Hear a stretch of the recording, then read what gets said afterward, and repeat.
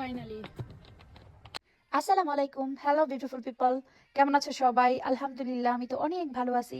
আজকে আমার ছোট মামি শাশুড়ির কৃপায় আর আল্লাহ চাইছে তাই এই বছর প্রথম রস খাইতে পারছি, আলহামদুলিল্লাহ। আমি এই সালাডটা যখনই বানাই তখন আমি অনেক বেশি ইমোশনাল হয়ে যাই। এটা আমার হাজবেন্ডের খুব পছন্দ, টমেটো সালাদ মাখা। আর আমি না কোনো কিছু কম বানাইতে পারি না, সব সময় অনেক বেশি বানাই সবকিছু। এখানে মা, আমি সাঞ্জু খাবার খাবো তো এখানে আমি 6টা টমেটো কেটেছি। মা সালাতের পরিমাণ দেখেই তো আমাকে মানে একটা ঝাড়ি মারলো, তুমি জীবনও কিছু কম কাটতে পারবা না।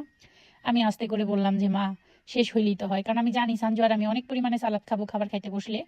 আর আমরা এখন কি খাবো ওই জিনিসটাই তোমাদের সাথে শেয়ার করব।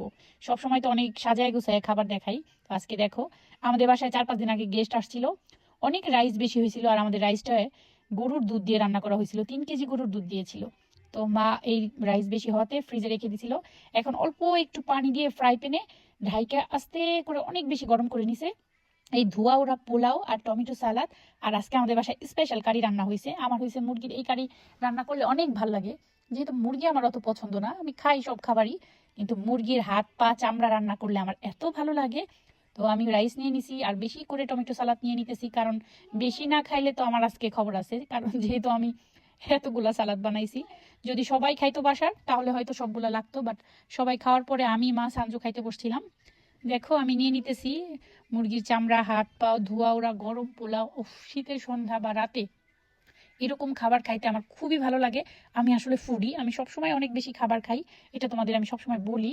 বাট শীতের সময় খাবারের টেস্ট কিন্তু দ্বিগুণ থাকে, তার মধ্যে যদি নিজের পছন্দের খাবার হয়।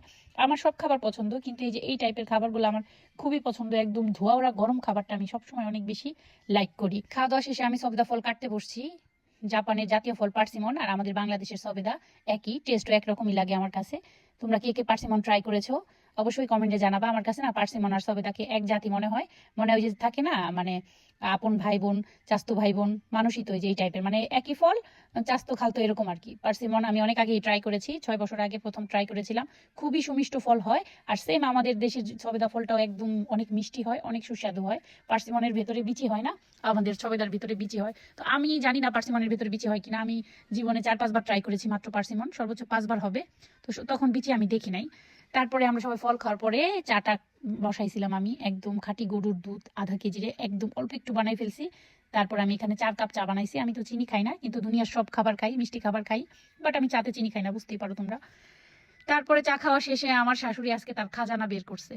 এই খাজানা দেখে তো আমার মাথা ঘুরে গেছে। আমি বলি, মা আগে তো কখনো এগুলি দেখাইলেন না। মা একটা ঝাড়ি মাইরা আমার বলে, প্রত্যেকদিন যে 14 গোষ্ঠীর জন্য ডিম সেদ্ধ করি এতগুলি করে, ওগুলি খাস না?